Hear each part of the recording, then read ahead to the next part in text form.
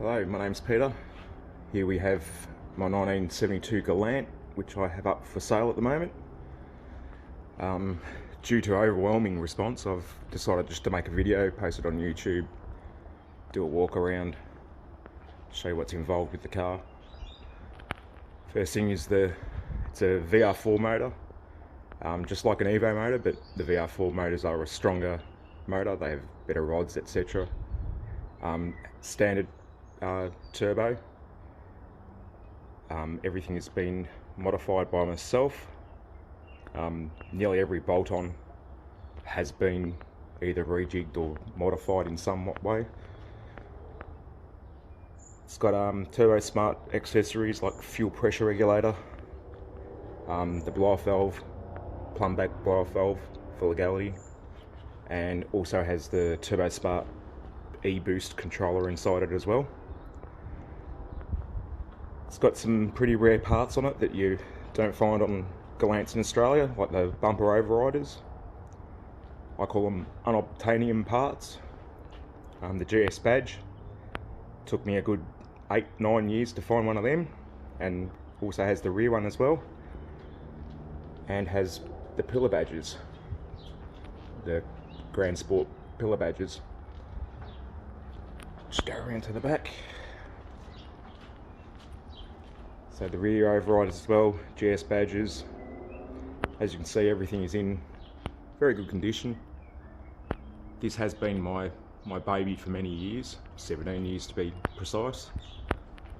She's had many sets of wheels on her. She's had probably 4 different motors in her. Basically just a labour of love. I had the decals made.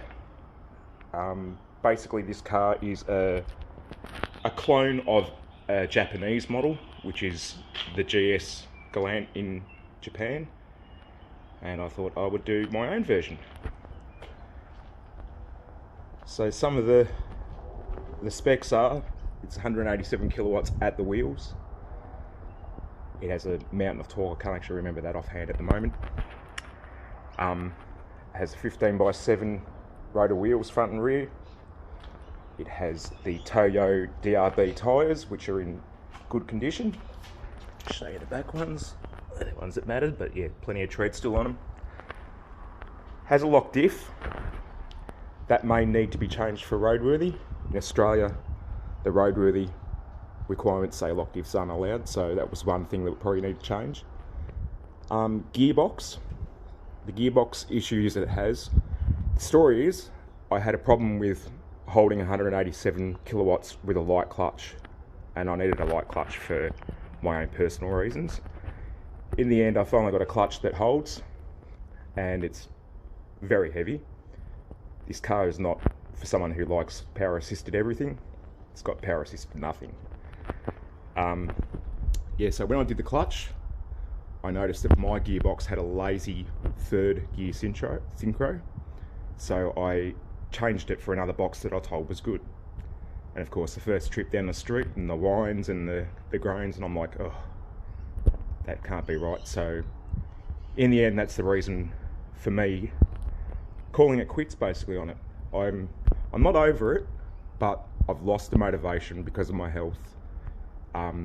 It's a very hard car for me to drive, so that's the reason why I'm selling it. It's a genuine sale. I can show you the scans if you want.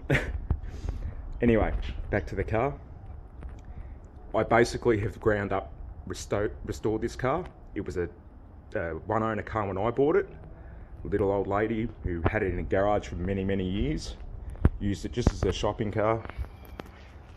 And I know she isn't with us anymore, and I hope she can see it now, because it's, yeah, a bit of a tribute to how she kept it as well. So, anyway, we'll go through to the interior.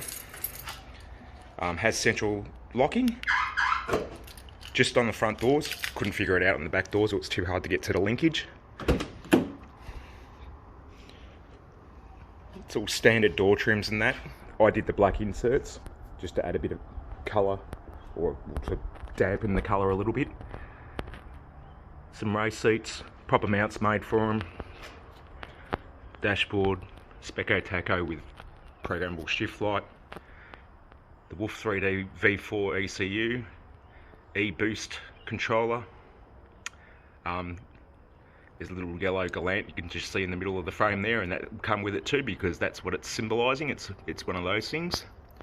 But dash is good, no cracks, all nice and neat. It has the rare clock, which I found on a Malaysian website in the dash. Not that you can see at the moment, but the taco is easily removed, and I have a plug in it too, so it's easily disconnected if you want to go a more stock look. Interior, headlining, all good. No tears, no rips. Biggest reason I actually went to town on this car was because it's so clean. Just go around to the back door.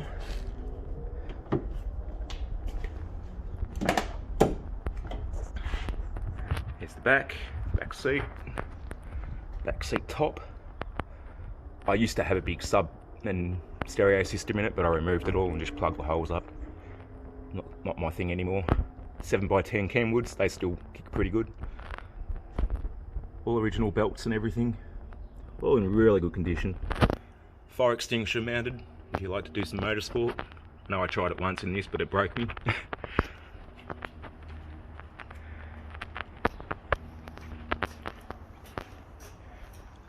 You see the paint's really good. Paint's about 10 years old. Hasn't been polished. That's off the gun.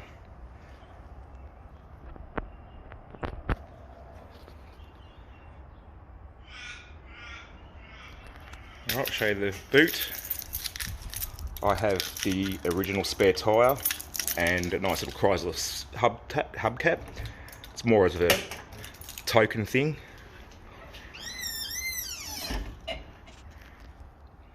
There's a fuel system, surge tank, battery relocation. There's a yellow top Optima battery in there. Isolation switch. There's fuel pump relays. Amp for the stereo. Big problem with these cars is their lamp bases collapse. These are all in really good condition. The car has no rust. And the rust it does have, which I'm about to show you, is the only rust. And this rust has been here for about 7 years. So that's the only rust. Now that panel I'll just scroll the camera down, from about there down is available from Rare Spares, both sides. So it's going to be an easy fix of basically just painting or putting a new panel bottom in and replacing, if you so want to. It's really very minor in the big scale of things. You step back and you hardly even notice it.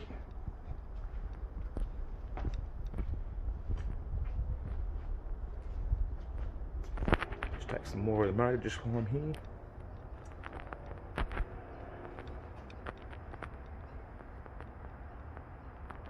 I did the front CAS mount. That's the crank angle sensor in the middle of the frame at the moment.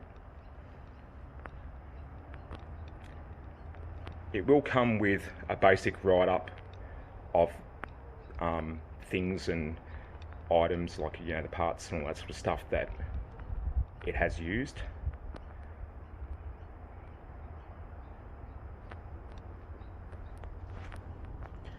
Alright, and the other guard at the bottom, right there, is where the one time I took it for motorsport, and it was a Motorcana, and I hit a witch's hat. I was absolutely gutted when I hit the witch's hat. But once again, that panel section from top of frame down is available at Rare Spares, and it really is an easy panel to replace.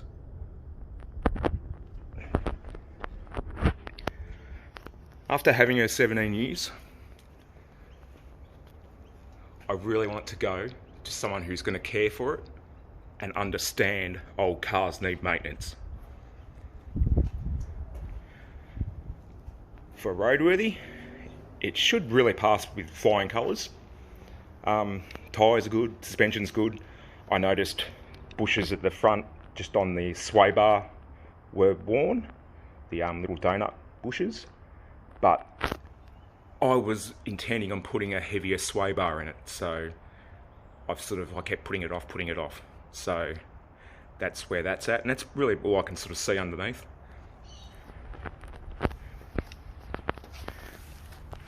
It's got the oil cooler. Some of the underneath pictures, you can see the sway bar rubbers I'm talking about, just perished. It's got Sigma brakes with dimpled and slotted rotors,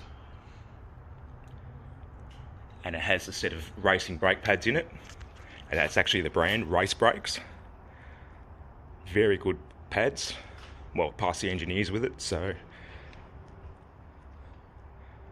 But yeah, that's pretty much the car.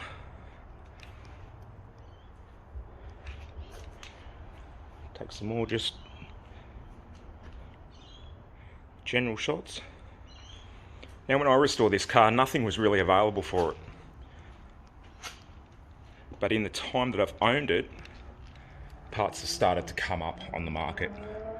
For example, little things like I had to search second-hand old rubber seals for the doors. You can buy new ones now. But yeah, that's the Galant. If you have any further inquiries, contact me at Peter Raymond McGrath on Facebook, and I'll try and get back to you. This is a genuine sale. 20k is pretty much a firm price. I've got way more than that in it. Listen, if you just add up 17 years worth of rego, you would understand that. Insurance, of course. But yeah, that's the car. If you're interested, you're going to get yourself one little eye catcher. It has won many trophies. Not that I built it as a trophy car. I built it for myself. I painted it pink because pink was different. Well, it was 10 years ago. It's starting to be a bit more of a norm these days, but yeah. Alright. I hope that's enough. Thank you very much.